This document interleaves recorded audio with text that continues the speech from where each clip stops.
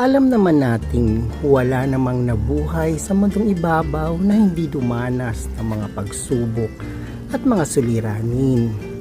Ang mahalaga, harapin natin to ng may katatagan at pagtitiwala at may panalangin sa ating poong lumikha para ang lahat ay gumaan at lahat ay matutunan natin na may tamang pamamaraan.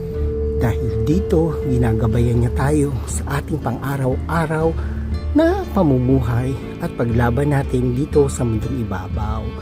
Kaya huwag kalimutan, manalangin at humingi ng gabay sa ating poong may kapal. Yan ang mabisang sandatang ating panghahawakan habang tayo ay naglalakbay sa mundong ibabaw.